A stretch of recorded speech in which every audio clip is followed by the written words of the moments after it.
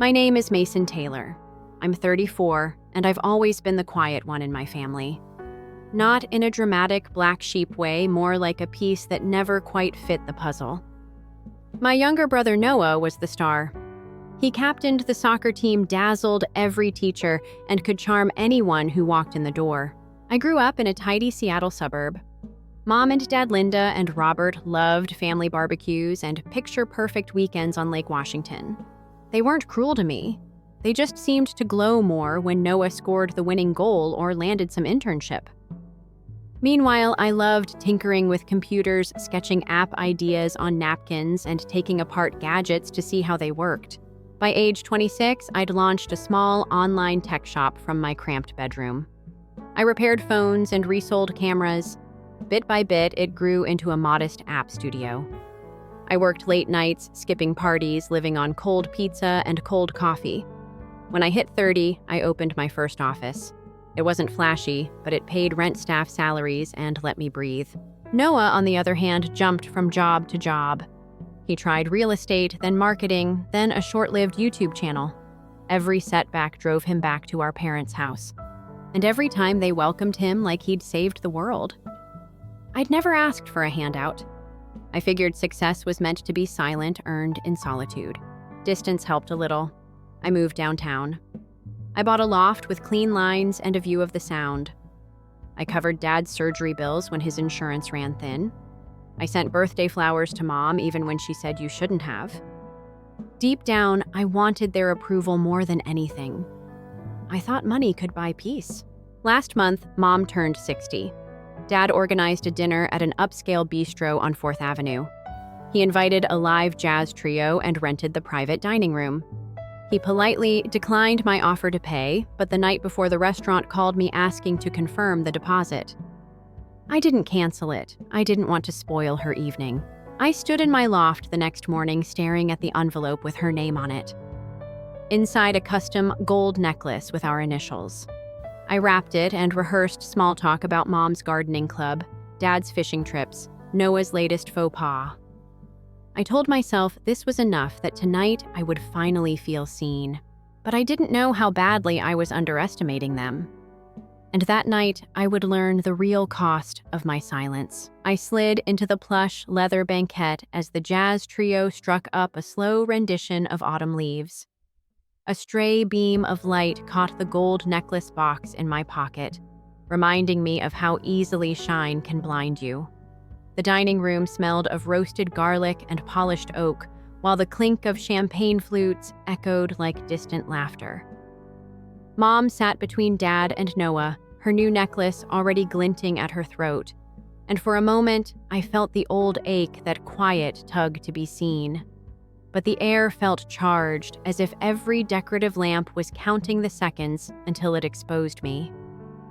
I traced a crack in the tabletop, thinking of all the times I'd smoothed over family fractures with my credit card.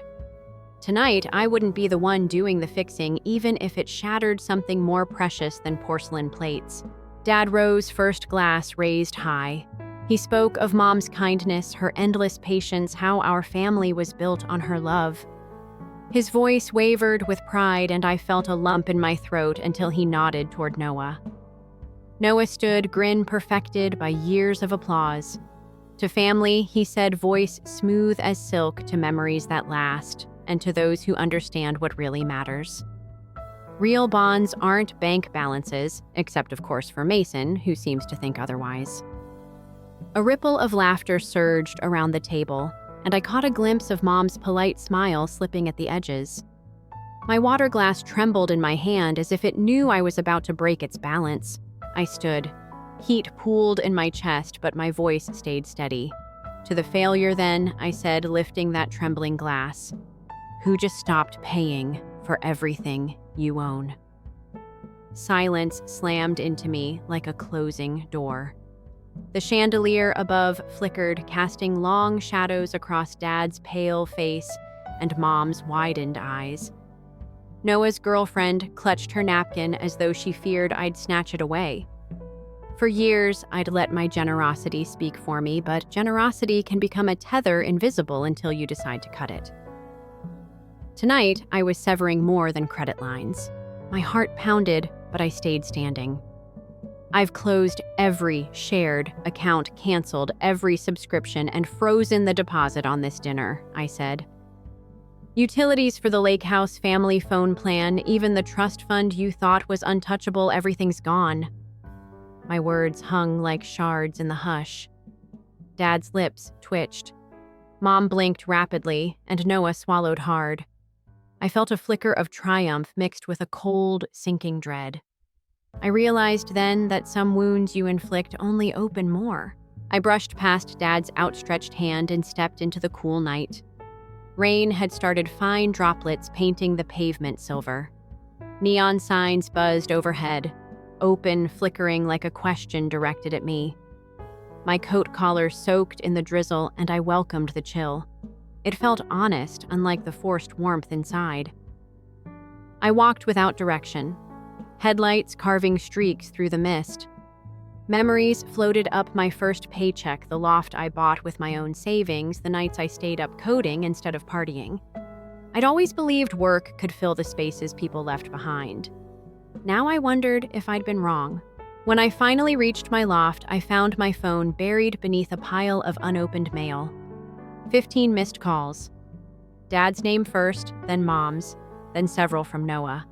A text from Mom read, "Sweetheart, I think you misunderstood. Please come home."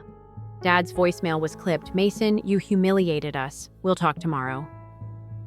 And Noah's message stung worst. "Grow up. You overreacted." My thumb hovered over each name. I imagined calling back, hearing their regret, yet I couldn't risk stepping back into old patterns. Instead, I set the phone down and stared at the necklace box on my coffee table. Its lid closed like a secret I'd just unlocked. Dawn brought light I wasn't ready for. At my door lay a manila envelope, edges smeared with yesterday's rain.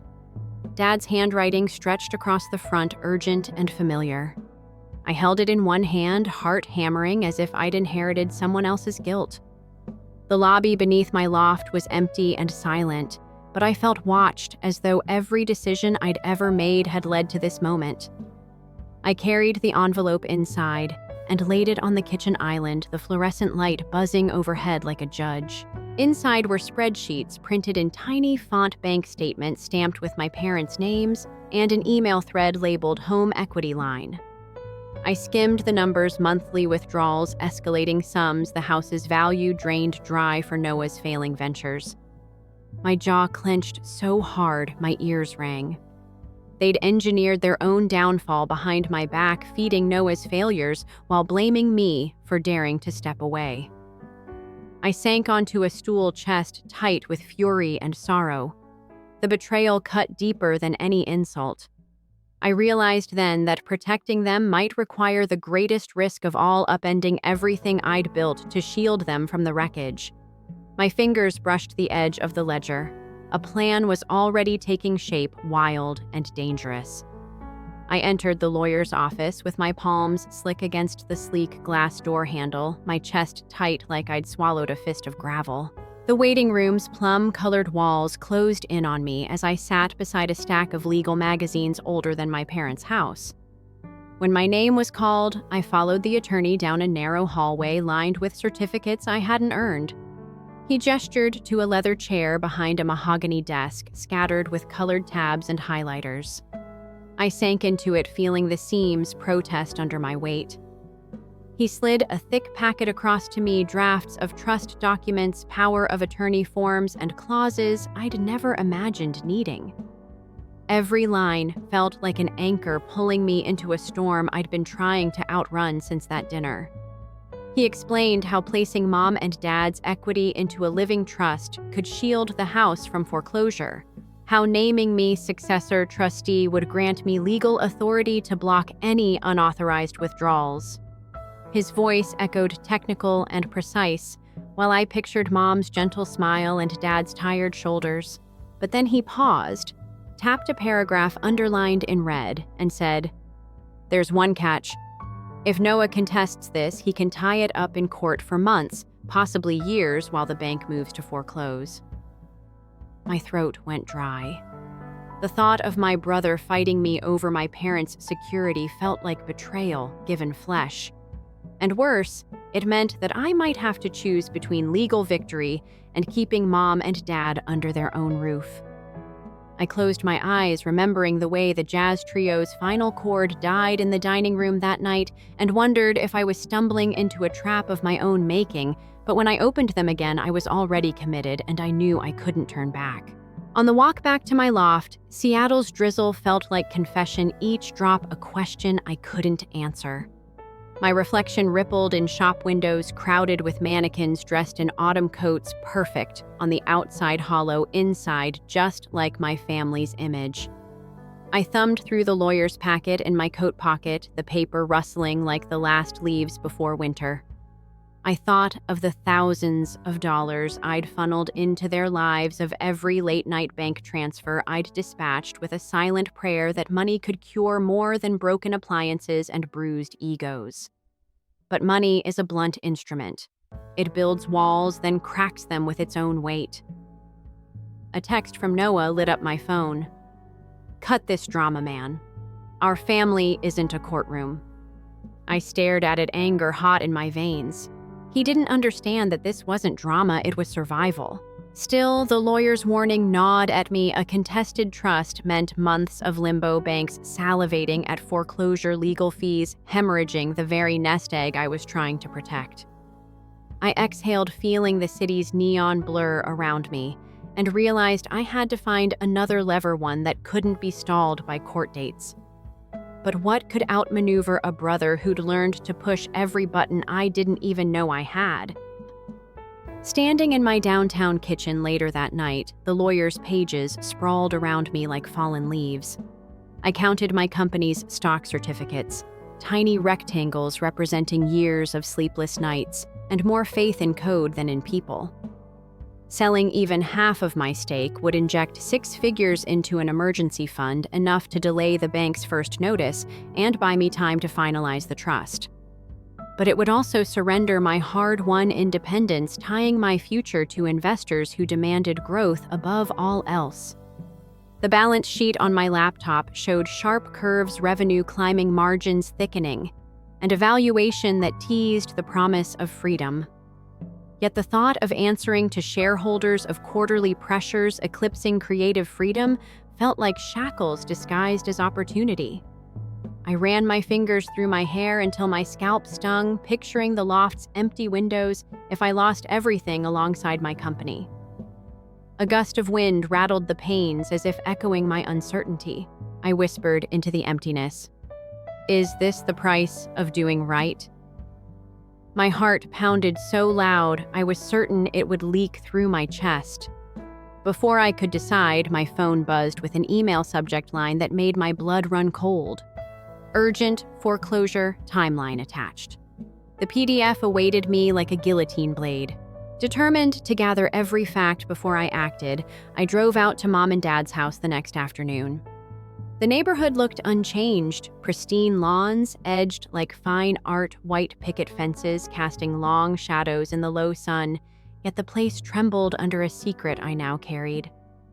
Mom answered the door with her usual warmth, though her eyes were puffy, as if she'd been holding back tears. I stepped inside the living room's beige walls, humming with memories, my first bike parked in the corner, framed family photos lining the mantel like captured smiles. I laid the lawyer's packet on the coffee table. They exchanged looks, heavy with guilt. Dad's hand fidgeted with his wedding band and Mom's lips quivered. When I told them how close the bank was, how next month's statement could trigger a public auction. Mom reached out, voice trembling. "We can't let you sacrifice your future for us." I felt a familiar tension coil in my gut. Do I save the house or protect myself? Beneath the table, I gripped the edge until my knuckles whitened. The house smelled of lavender and regret, an aroma that tugged at every filial obligation I'd ever felt. Then Mom's voice broke the silence. "We don't want you to become the villain in your own story." Those words struck me like winter's first hail, cold, unexpected, and painful, because maybe that's exactly what I was becoming. Under the office's harsh fluorescent lights the next day, I met with the bank's foreclosures manager, a lean man named Ed, whose desk was cluttered with red-stamped notices and final demands. His suit was impeccable, his expression unreadable.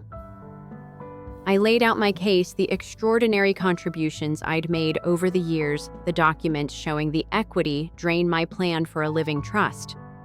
He opened a drawer and retrieved a folder stamped confidential, then slid it to me.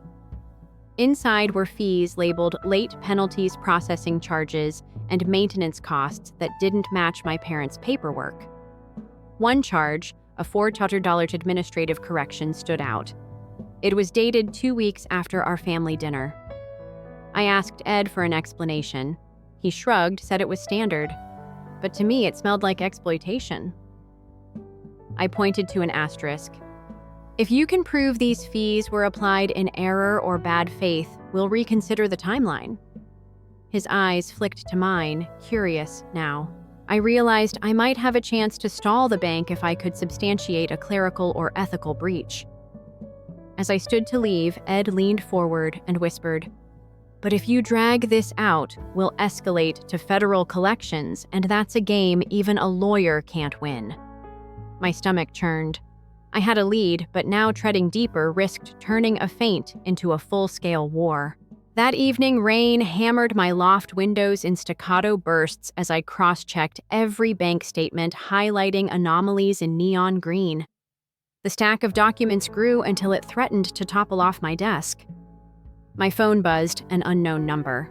When I answered, a calm female voice introduced herself as Elena Park, investigative reporter for the Seattle Ledger.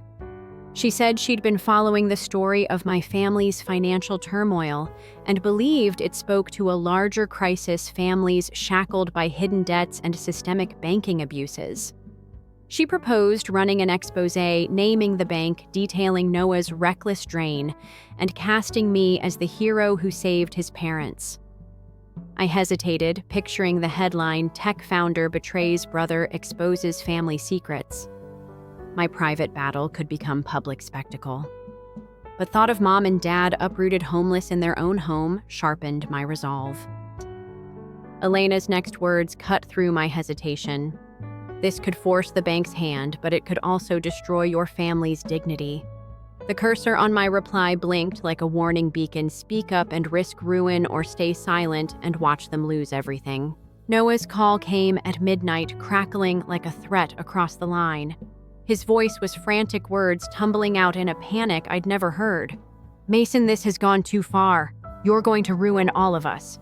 Drop it now, or I swear I'll expose what you did with the startup funds 3 years ago, the investors you defrauded before it looked good." My pulse spiked. He alluded to a backdoor deal I'd arranged early on, dividing equity to keep the company afloat, a risky maneuver nobody needed to know about. If he went public, I could lose my reputation and my business. I clenched the phone so hard my fingernails dug into my palm. "You'd do that," I whispered. He laughed bitterly. "Family isn't sacred when your money's on the line." He hung up, leaving me alone with the thunder rolling outside. I realized I was trapped between protecting my parents and preserving my own legacy, and that someone who once needed me now held dominion over my darkest secret. Morning came in pale washes of gray as I drafted an email to my board of directors proposing an immediate capital raise to cover the crisis. My fingers hovered over the send button. Below, I'd included a sober note about a potential legal disclosure, no details, just enough to signal seriousness. I rehearsed the words in my head. "I'm facing a family emergency that may require liquidity." I thought of my company's employees, the ones who depended on me for paychecks, healthcare, a future.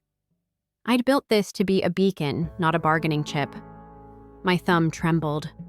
As I hesitated, the skyline beyond my window shimmered with dawn light, towering monuments of glass and steel that looked indestructible until an earthquake hit. Finally, I clicked send. The confirmation pinged loud in the quiet room, and I felt a release. I didn't expect a sting of fear, yes, but also a fierce surge of purpose. Now every move was visible to my investors, my brother, and the bank. I exhaled and rose ready or not for the next play in this high-stakes game. By midday, messages flooded in, some supportive, some skeptical. The board agreed to convene an emergency call tomorrow. Investors asked for clarity. I forwarded them redacted bank statements and legal outlines, omitting anything that would trigger Noah's blackmail. Each forwarded email was a step deeper into uncharted territory. I locked my office door, peeled off my jacket, and paced among my team's empty desks. The risk was monumental. If I failed, I'd lose my company and perhaps my freedom. But if I succeeded, I'd not only save my parents' home, I'd expose a system that preyed on quiet generosity. A stray beam of sunlight cut across the room, illuminating motes of dust dancing in the air, tiny witnesses to my reckoning.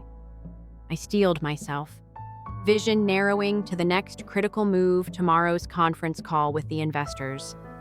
I would need to be flawless, no panic in my voice, no trace of the personal war I was waging, just the confident founder they believed me to be.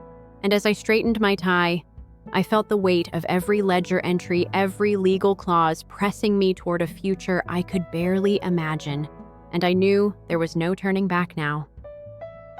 I wake before dawn, restless, the city's glow muted by a stubborn fog. The apartment feels too quiet, only the hum of the refrigerator and my own pulse. I pour strong black coffee and watch steam curl into the dim light. Each swirl reminds me how tightly everything is wound, how fragile the line is between stability and collapse. My fingers drum the counter as I reread the investor's memo. Half of them want clarity, the other half hint at pulling out if I can't prove my plan. I grit my teeth. If I show weakness, they'll pounce. If I lie, I risk my integrity. I take a deep breath and slide the memo into my laptop sleeve. The first conference call begins in an hour, and I still haven't decided whether to frame this as a family crisis or as a broader fight against systemic injustice. The phone buzzes. My heart leaps and I see Dad's number flashing. I don't answer. The line between business and blood has never been so blurred. When the call rings through, I'm already seated at my desk, posture straight. 20 faces fill the grid, some familiar board members, a few impatient analysts, and one voice I don't recognize. I start with revenue projections and cash flow adjustments, gauging their reactions. Then I steer into the truth. This isn't just a balance sheet issue. My parents' home is at risk because years of well-intentioned bailouts masked a deeper problem. The bank's hidden fees accelerated their spiral, and no one saw it until it was almost too late. A murmur ripples through the group. The unknown analyst leans forward. So you're saying the crisis is the bank's fault, not your parents' mismanagement? I steady my voice. It's both. Accountability matters at every level, personal and institutional. One investor frowns, another nods. My chest tightens, but I press on, citing the foreclosure timeline and the administrative charges that spiked after my dinner confrontation. The room goes silent. The founder who built this company on logic is now laying bare a family drama. When I finish, I hold my breath. Then a single clap, soft but clear, breaks the tension. It's the unknown analyst's courageous move. I'll back you. My throat relaxes. But before I can savor it, another voice cuts in. This could become a public relations nightmare. The call ends abruptly, leaving me suspended between triumph and disaster. Minutes later, my inbox overflows. Some emails praise my transparency. Others warn of reputational risk. Beneath them, a note from Elena Park appears. Meet me tonight. I have questions and an opportunity. My heart sinks. She's the reporter who could shatter everything I've rebuilt. I stare at the screen, the cursor blinking like an accusation. Can I trust her? If I cooperate, she might shape the narrative to force the bank's hand and expose my brother's recklessness. If I refuse, she'll dig until she finds dirt to publish. The ledger I sent to my family flashes in my mind, every transaction, every secret. I power down the laptop and grab my coat. The fight isn't only in courtrooms and boardrooms now. It's in headlines and hearts. Pike Place. Market glows under strings of yellow bulbs as I weave through early morning fishmongers hauling ice-caked salmon. Elena waits at a corner table in a cramped cafe, her recorder already on. She's composed but intense hair damp from the mist. She slides me a sheaf of her notes, quotes from bank insiders' client testimonials, and even a leak from Noah's email threatening to expose my early fundraising shortcuts. She meets my eyes. "You have two choices," she says softly. "I write the story framing you as a hero exposing banking abuses, or I highlight your personal vendettas and paint this as a founder's meltdown." I taste bitterness. "What do you want?" I ask. "Truth," she says. But truth is messy. Her words hang between us like a cracked window. I know I need her platform, but I can't let her define me. I close my eyes and inhale the salt-tinged air. "I'll cooperate, but you get the whole story. No sensationalist edits." She nods, but the tension in her jaw tells me this bargain will cost me more trust than I can afford. I return to my office to find a legal notice on my desk. Noah has filed an injunction challenging the trust formation. He demands a hearing claiming undue influence. My chest tightens so violently I gasp. He's weaponizing our family's pain to stop me. The house could go to auction before the court convenes. Desks are empty around me, yet I feel watched. I think of the fog outside, how it obscures everything until sunlight breaks through.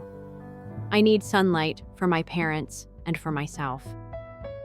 I open my laptop and draft emergency filings to fast-track the trust's validation, citing my parents' incapacity to manage complex finances. Each keystroke feels like forging armor. I glance at the floor-to-ceiling window. The skyline is a cluster of needles piercing the gray. If I fail, those towers will feel like cages. My phone vibrates Mom's number again. I let it ring. Tonight's showdown with Noah, the bank, and the media looms like a storm. Late that evening, I stand on the deck of the ferry crossing Elliott Bay. The water churns below, cold and relentless. Lights from the waterfront blur into ribbons as the boat rocks. I grip the railing until my knuckles blanch. I think of all the ways I've tried to fix things. Money silence, perfect planning. Yet here I am adrift between survival and surrender. My breath steams in the night air. I pull out my phone and scroll through Elena's draft questions. They probe the depths of my personal life more than the corporate strategy. I delete the last 5 lines she could use to pin me as unstable. The ferry horn sounds low and haunting, and I realize that I've become part of a narrative far bigger than a single family. If I can't steer this ship, it will capsize. But if I claim my story, honesty might be the only lifeline. I tuck the phone away and watch the city's lights ripple across the waves. I let the cold wind carve resolve into my bones. Tomorrow, I will face a courtroom, a newsroom, and my brother, but tonight I stand my ground against the dark. Back at my loft, I find an email from my board, unanimous support to inject emergency capital once I secure the trust. Relief mixes with dread. My company's fate now hinges on a legal hearing I'm barely prepared for. My eyes drift to the wooden box on my shelf, the necklace I meant for Mom. It sits unopened, a reminder of how generosity can turn to burden. I lift it, fingers brushing the satin lining, and whisper, "This is for you if we win." Then I slide it back into the drawer. I move to my desk and assemble binders, one for the injunction response, one for investor Q&A, one for media talking points. I cross off lines, add notes in red ink. Each page is a promise to protect my parents' legacy, to hold Noah accountable, and to preserve the company I built on integrity. I glance at the clock, 2:13 a.m. The city sleeps, but I can't. I open a fresh document and begin drafting my opening statement for tomorrow's hearing. My hand shakes only once. I take a steadying breath, then write the words that will shape my family's future. I stand here not just as a son or a CEO, but as a guardian of those who believed in me most. I pause at the sentence's end, feeling its weight settle in my chest. The dawn will bring judgment. But until then, I have my story, and that is my strength. I wake to a gray Seattle dawn filtering through my blinds, the sky a bruise of steel and mist. My heart thunders as I recall yesterday's hearing, the judge's measured gaze, the bank attorney's slick objections, the weight of every ledger page I thrust into evidence. I pour black coffee, its sharp aroma anchoring me, and cross the room to the small wooden box holding Mom's necklace. I open the lid, its satin lining empty, and realize that gift has become a symbol of everything I've risked to save them. My phone buzzes with a text from Elena. Story goes live at noon. I press my palm to my chest, the steady beat a reminder that courage is born in the spaces between fear and purpose, and I haven't the luxury of faltering now. At the courthouse, marble pillars loom like silent sentinels as I step into the hearing room, file box in hand. The air hums with tension. My parents sit to one side, their faces lined with both pride and exhaustion. The judge invites opening statements, and I stand smoothing my suit as I begin. Your Honor. This case isn't merely about land or debt. It's about restoring the dignity we misplaced under layers of obligation. My voice echoes against high ceilings. Midway, the bank's counsel interrupts with a surprise motion, a new affidavit asserting my parents were of sound mind when they signed the equity documents. Heat floods my cheeks. This twist could derail everything. I glance at Mom and Dad, their hands clasped, and draw in a steady breath, ready to counterattack with the truth I've sworn to protect. When I return to my office, the city's pulse feels both distant and insistent. Investors await updates, employees expect stability, and Noah's injunction looms like a specter in my inbox. I watch rain slide down the window panes, each droplet a mirror of my own vulnerability. An email notification catches my eye, a scanned letter in my parents' handwriting dated years ago, hidden in the lawyer's packet. A draft expressing their fear of legal entanglements and their wish that I handle finances with a gentle hand, not a hammer. Reading their shaky script, I feel guilt and resolve merge. This battle isn't just mine, it's theirs too. I tuck the letter into my jacket pocket, its fragile paper a talisman for the fight ahead. That evening, I meet Noah at the neglected gazebo in our old neighborhood park. The place smells of damp grass and faded childhood dreams. He stands beneath the latticework, hands shoved in his pockets, guilt and defiance warring in his eyes. I tell him about the affidavit and the letter, watching his shoulders slump. He tries to explain his desperation, how pride, not need, drove him to siphon the house's equity. I see his face pale under the lamplight, the mask of bravado finally cracking. Without anger, I ask, "Will you help undo this?" He hesitates, then nods, shifting the balance in ways I never expected. As we part, the wind stirs fallen leaves around his feet, each swirl a silent promise that alliances can be reborn even from betrayal. The next morning, I stand behind a podium in a bustling press room, microphones arrayed like sentinels. Elena's story has dropped. Local tech founder battles bank rescues parents' home. Flashbulbs pop, questions ricochet, and I speak with deliberate calm, framing the fight as a call for transparency and empathy in financial institutions. I invoke the image of a cracked window. The tiniest fissure can shatter trust, but also let light in. Reporters press on Noah's role on my company's disclosures on potential fallout. I answer each query with honesty, turning every risk into an opportunity to reclaim the narrative. As applause ripples through the room, I glimpse Elena scribbling notes, her eyes conveying respect, and another question. What happens if the bank retaliates? My pulse quickens. I realize the story isn't over until they yield or I level the entire system. Back in the solitude of my loft, I close the blinds against evening's chill and open the wooden box once more. Inside, the necklace gleams, waiting for the moment I can finally offer it to Mom. On my desk, binders lie open court transcripts, media clippings, investor emails, each page a testament to how far I've come. My reflection shifts in the window, a silhouette strengthened by battles fought in boardrooms, courtrooms, and the spaces between hearts. I reach for the letter from Mom and Dad, folding it gently and placing it atop the binders. Despite the uncertain road ahead, no guarantee the bank will budge, no promise that family wounds will fully heal, I find solace in the knowledge that I've reclaimed my story. I exhale, feeling the weight lift, even as a final thought pulses at the edge of my mind. What will Naomi, the long-absent sister who vanished years ago, do when she learns we've turned our private war into public truth? I wake to the soft hum of rain against my window and the persistent glow of Seattle's streetlights through the fog. Last night's victories feel distant, like a dream I'm still waking from. The newsroom's buzzing, online chatter, investors' cautious optimism, the judge's tentative nod of approval, they all linger in my mind.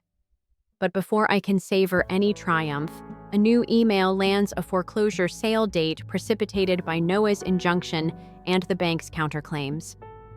My breath catches. Months of legal maneuvers and public battles might culminate in a hammer pounding against my parents' front door. I pace until I cannot stand still any longer, resolve coalescing in my chest like steel. If this is the final trial, I'll face it not as a frightened son, but as a guardian, ready to wield every tool I've honed. Yet as I open my laptop to marshal the next assault, I realize the greatest risk isn't the bank's balance sheet, it's my own fear of failure. And that realization stings sharper than any legal brief, leaving me poised on the edge of action without knowing which way the wind will blow. I head to the bank's downtown branch at dawn, the city's skyline smudged by rain like an impressionist painting. The imposing granite facade looms above me, a monument to impervious power. Inside, I request an emergency meeting with the head of foreclosures. Security eyes me warily as I pass, but I'm no longer the quiet founder who first walked these halls. I carry court transcripts, affidavits from my parents, and a cache of evidence showing the bank's procedural lapses. Each document rattles in my briefcase like bullets in a chamber. The foreclosures manager, Ed, greets me with polite formality. When I lay the evidence before him, his brows knit in surprise. He admits the bank's error in applying certain fees and agrees to delay the sale by a week. It's a small victory, but one earned by exposing the cracks in the system. As I leave, the granite walls feel less monolithic. Yet even as hope flares, I know time's no ally a week to turn the tide, a week against a bank that's already counting down. The weight of that ticking clock hovers over me like a guillotine blade. The rain eases into a gentle drizzle as I drive to my parents' house to share the reprieve. I find them on the porch, bundled in woolen blankets, watching the gray water of Lake Union. Mom's eyes light with relief when I explain the bank's concession.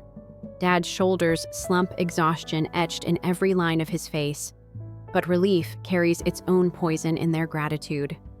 I see guilt as though they believe my sacrifice more debt than salvation. I touch Mom's hand and tell her, this isn't your burden to bear, not alone. Her gaze flickers, holding questions about my own well-being. In that moment, I realize I've used their house as both fortress and battleground, forgetting that at heart those walls were meant for rest, not war. I vow to build a truce, not simply a legal victory. But as I turn to leave, Dad grips my arm, voice hushed. There's something else you need to know. Noah's not just contesting the trust. His words fall like a verdict, hinting at a deeper betrayal yet to be revealed. My car's engine idles outside Noah's apartment, a converted loft in the industrial part of town. I hesitate before knocking. Our last encounter amid the gazebo's shadows feels both distant and raw. He answers, expression guarded.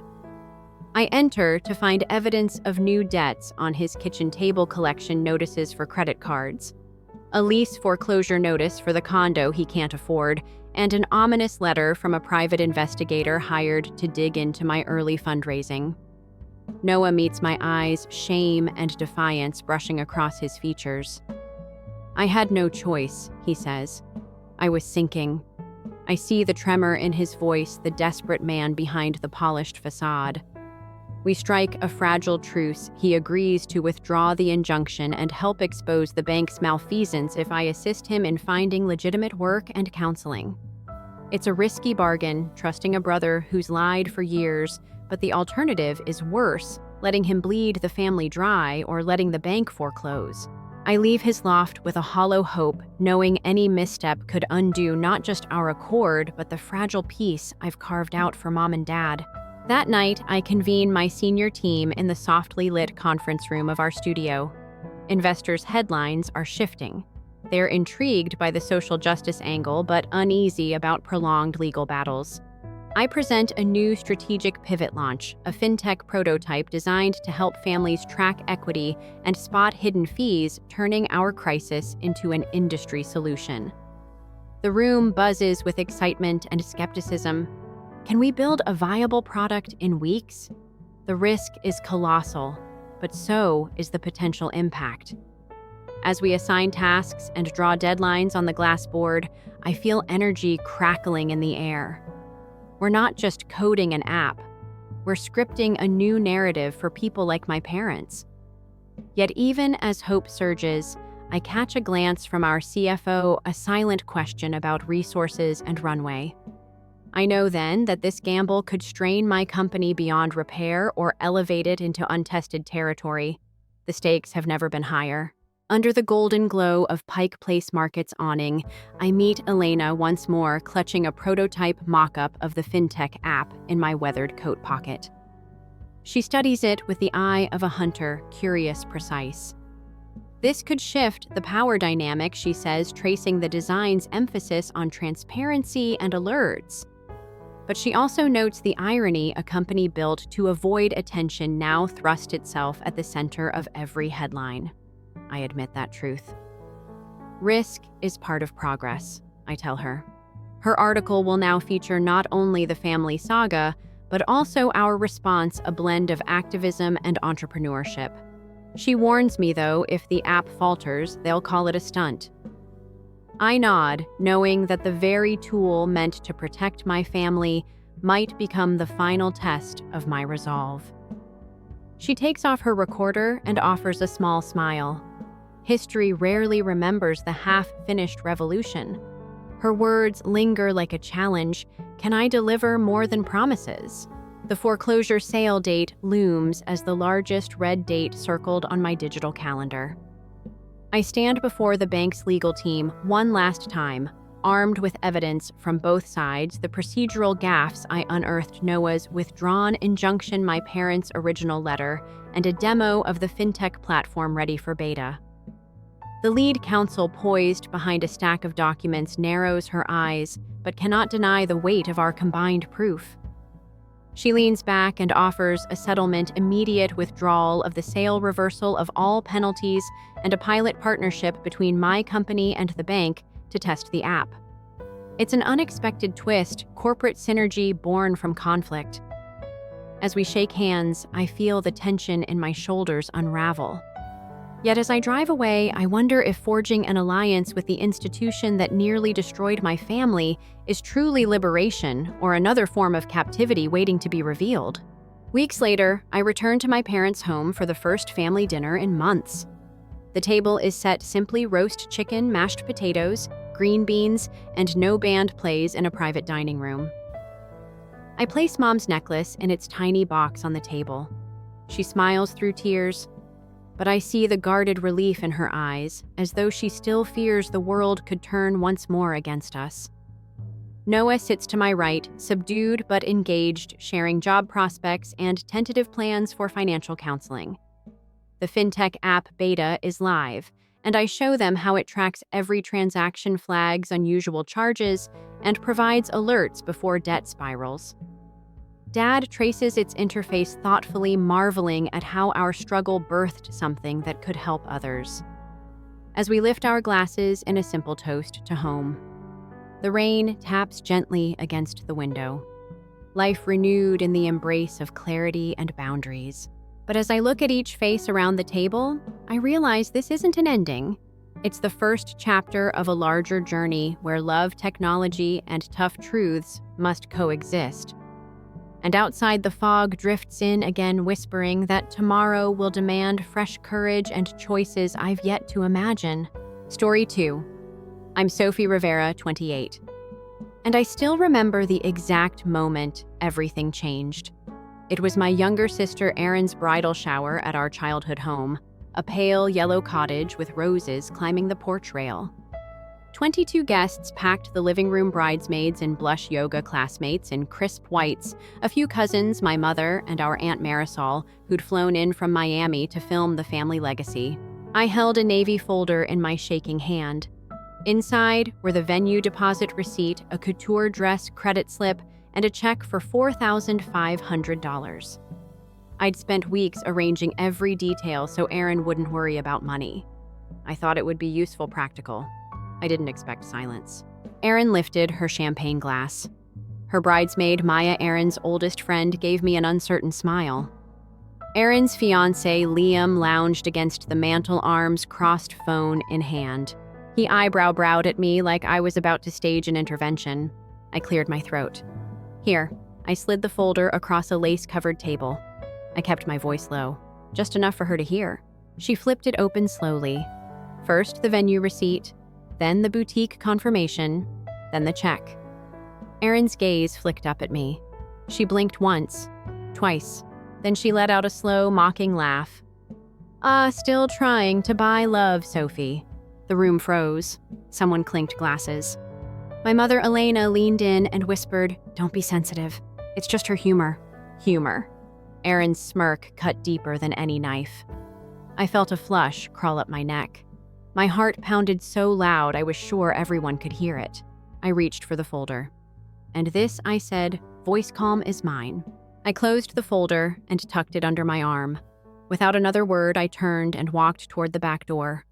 No sobs, no shouted accusations, just a steady step across the screened porch into the late afternoon sun.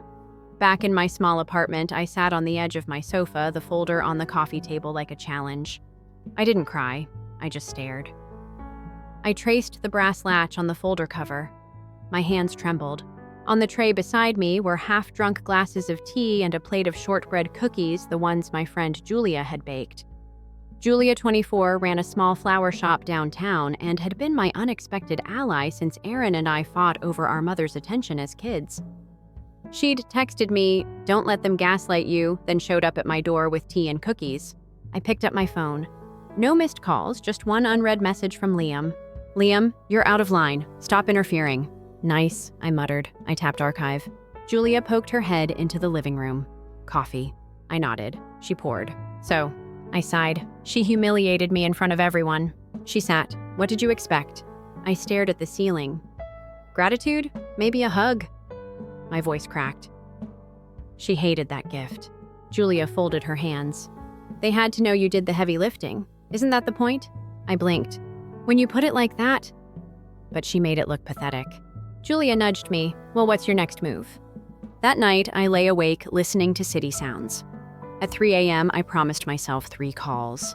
Riverside Manor venue. Cancel deposit. They'd been courteous under my name. No refund necessary. Will release the date. Étoile Bridal Boutique. Void the dress credit. The stylist Elise texted me back, "Understood. Your account is clear." My bank. Stop payment on the check. I watched each digital notification pop up like fireworks of finality. In my mind, I saw Erin's smug smile dissolve into confusion when the boutique called her at noon with, "Sorry, your order's been canceled." By sunrise, I'd burned the folder in my kitchen sink. The edges curled into ash. I felt lighter.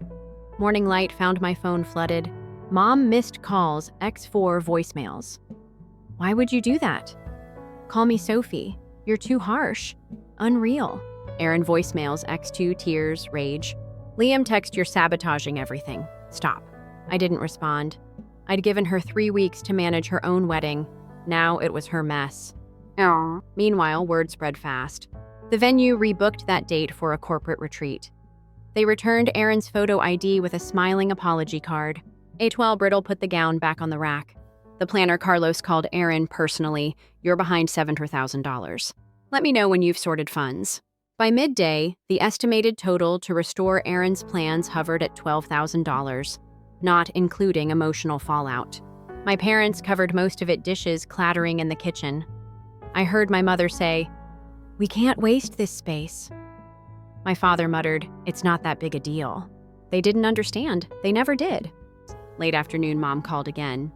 "You're still invited to the wedding if you want." I leaned against my doorframe. The invitation felt like a revolving door. I sighed. "Of course I'll come," I said out loud, even though she couldn't hear me. "But not to celebrate." That afternoon, I drove past the empty venue, its windows reflecting the sky. I pictured Aaron pacing, Liam panicking, Carlos fuming. The wedding that once glittered in her dreams lay in ruins. I exhaled. My reflection in the windshield stared back, determined calm. I wasn't walking away. I was walking toward the moment she had to explain herself. I slipped through the side entrance of the reception hall just as the late afternoon light hit the crystal chandelier, casting fractured rainbows across the ivory tablecloths. I perched on the edge of a velvet settee near the bar, my heart thrumming in my ears like a warning drum. Everyone was absorbed in laughter and small talk, oblivious to the tremor underneath my calm. I felt the smooth leather of my clutch under my fingertips, the one I'd bought the day after the shower, as if a new purse could wipe the slate clean. I watched as Erin floated by in her gown, white as fresh paint, and felt a flint of something dangerous spark inside me. This wasn't just about a dress or a check anymore. It was about every time I'd swallowed my pride so she could shine. It was about the contract I'd signed in smiles and the deposits I'd wired under the guise of sisterly love. Today, I decided I was going to reveal the ledger of hidden burdens, whether they wanted to see it or not. I rose and let the gentle buzz of the crowd carry me to the head table, where the stock-stiff bridesmaids fanned themselves like paper flowers. I noticed the dusty mauve ribbons tied to the chairs, the same ribbons my mother had approved for Erin's color palette. They fluttered at my approach as if whispering, "This is not your place." The planning committee had hoped the ribbons would bind us in unity, but to me, they looked like bindings, tying me to expectations I'd never asked for. I cleared my throat and said, "Excuse me."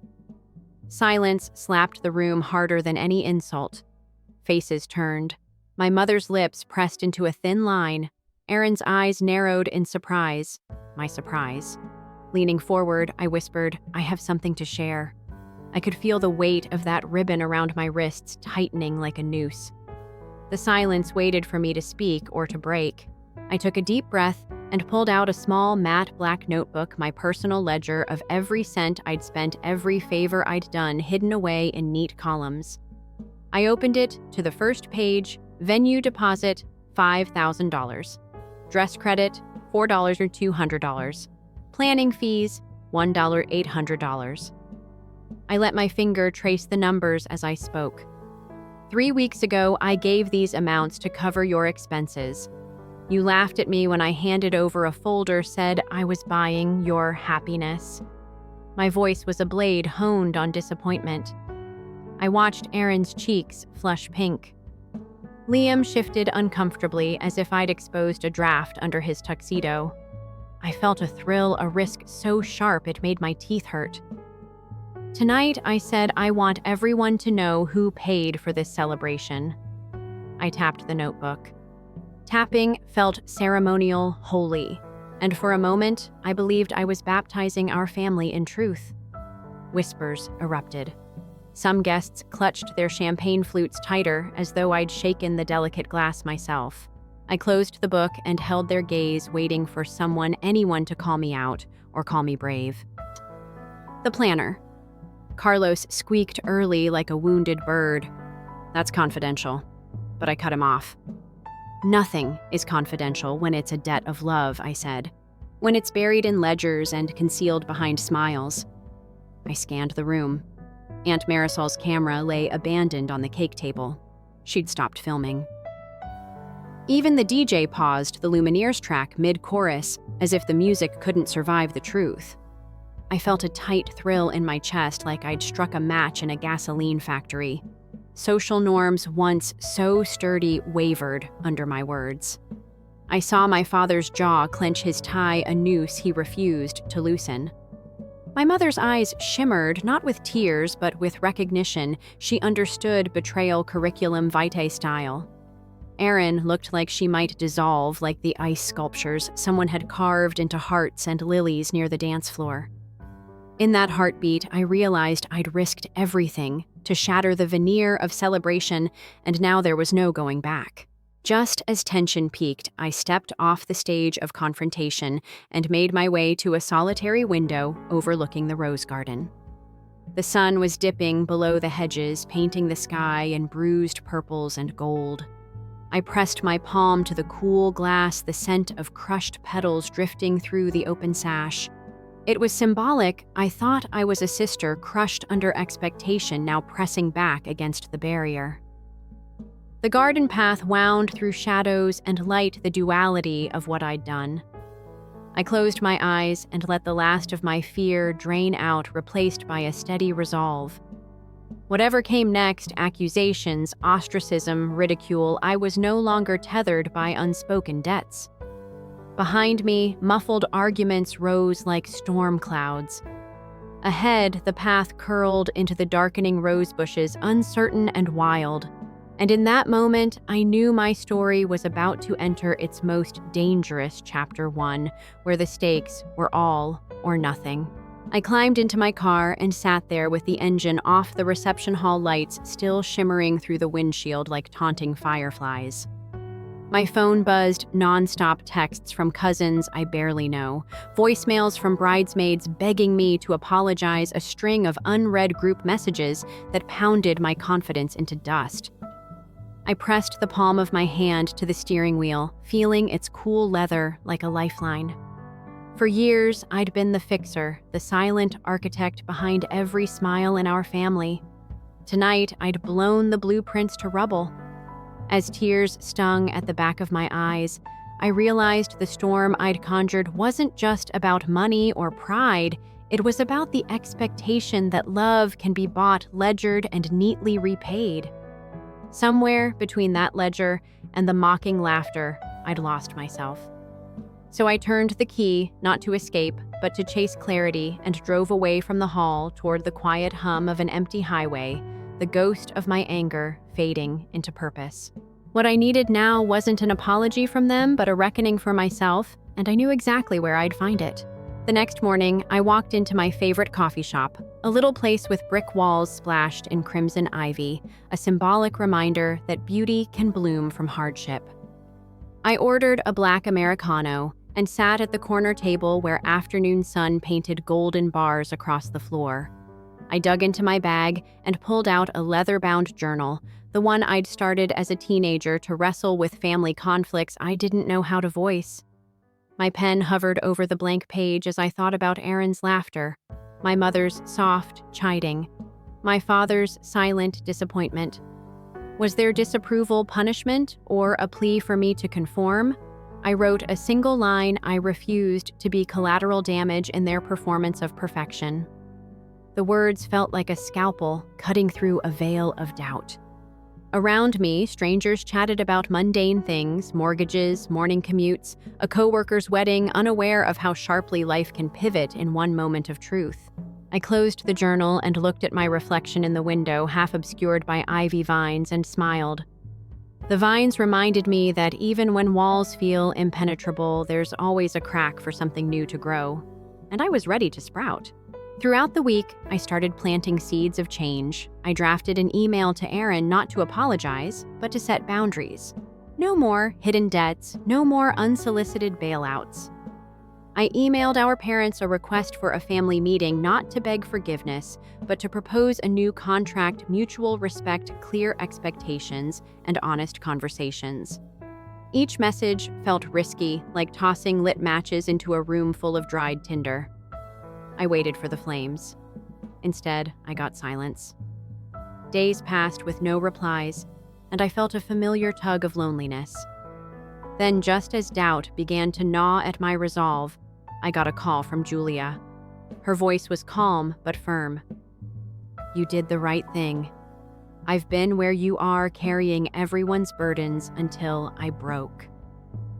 She offered me her studio space for an art show. She was curating a theme she said would mirror my journey, unwritten ledgers. The twist felt improbable, my private rebellion now echoing in a public gallery. It was a risk, yes, standing with my scars in a room full of strangers, but it was the first real invitation to reclaim my narrative. I agreed, my heart racing at the thought of bearing witness to my own transformation. Opening night arrived like a challenge wrapped in fairy lights. The gallery smelled of fresh paint and possibility, and the walls were lined with pages from my journal blown up to poster size, each one a confessional, stained with coffee rings and hastily scribbled margins. Beneath them, I'd displayed symbolic objects, a rusted key to represent doors I'd locked on my own, fear a single white rose pinned to a ledger sheet to show that even debts can bear petals of forgiveness. Guests milled around, murmuring softly as they traced the words with their eyes. I stood at the center, hands clasped, feeling every story, mine and theirs, pulse through the room like a shared heartbeat. Just as I began to explain my vision, Erin appeared at the doorway, her silhouette haloed by the street lamp outside. She didn't speak. She simply stared, vulnerability cracking her usual armor of serenity. In that tense hush, I realized my fight had never been with her alone, but with the idea that love must always be transactional. And as the crowd held its breath, I extended my hand, not in truce, but in recognition. Neither apology nor accusation. Just acknowledgement that we were both strugglers under the same sky, each seeking to be seen on our own terms. The air vibrated with unspoken questions. And in that pregnant pause, I knew the next chapter was about to begin. I stood beneath the gallery's dimmed lights, heart pounding as if it had learned a new rhythm, one that no longer faltered at Erin's name. The crowd had thinned, but the echo of hushed conversations lingered like incense smoke. Erin hovered at the edge of the exhibit, her silhouette framed by a blown-up journal page splashed with coffee-stained confessions. I dropped the ledger key sculpture into my palm, its rusted teeth jagged against my skin, a reminder of every door I'd forced open at the risk of my own safety. When she stepped forward, her breath caught. "Sophie," she whispered, as if saying my name would shatter the fragile truce. I unfolded my arms, feeling the weight of my own boundaries slip like sand. "I'm listening," I said. The words tasted like both surrender and triumph. In that suspended moment, I realized that speaking truth had loosened the chains of my own fear, but had I opened the door wide enough for her to truly step through? The next afternoon, I found Erin on the bench in Rosemont Park, where dogwoods arched like arms offering solace. She sat, hunched over her phone, thumbs trembling as she drafted a message. The social contract app buzzed with overdue bills and wedding vendor reminders. I sat beside her without a word, the bench's rough timber pressed into my jeans like a silent question. She finally looked up, eyes rimmed with exhaustion that no amount of bridal glow could mask. "I lost my job," she said, voice brittle. "They found out about the wedding chargebacks. Liam left before dawn." The words fell like pebbles into my chest. Here was the sister I thought I'd freed, now crushed under real debts and empty vows. I felt my instinct flare, urge to rescue, to rebuild her broken pieces. But as I watched her, I remembered the ledger burning in my sink, the cost of my own self-erasure. Could I help her without buying her love again? A week later, in Julia's flower-scented studio, I sketched out a new collaboration, Erin's Debt to Self installation woven through my Unwritten Ledgers exhibit. Julia draped strands of jasmine around our plan, aromatic symbols of hope sprouting from ruin. "Let her tell her story," Julia urged, brushing a petal across my sketchbook. The idea felt like walking a tightrope above a crowd hungry for drama. What if Erin refused? What if I re-entangled myself in the family's cycles? Yet in my chest, something fierce beat back. If truth was my anchor, collaboration could be our shared sail. Erin would face her mistakes in public, reclaim her narrative, and I could support without sacrificing my hard-won autonomy. When I called her that evening, my voice was steady enough to hold both promise and risk. "Will you join me?" On opening night of our joint exhibit, the gallery pulsed with tension and possibility. Erin arrived in a simple navy dress, no custom credits, no hidden fees, her hair pulled back to reveal vulnerability unadorned. As she stood before her own piece, a series of wedding invitations shredded and reassembled into a mandala of burnt edges, I watched her inhale courage. Guests circled, murmuring about the alchemy of broken promises transformed into art. I slipped into the crowd's periphery, clutching my rusted key, now a talisman of shared liberation. Erin caught my eye, and in that gaze lay both apology and newfound strength. We didn't need words. Our art spoke the debts we'd paid, the boundaries we'd drawn, and the futures we might build. Outside, the street lamps flickered like hesitant stars. Inside, two sisters stood, one ledger closed, another just beginning, and the space between us shimmered with untold chapters yet to be written.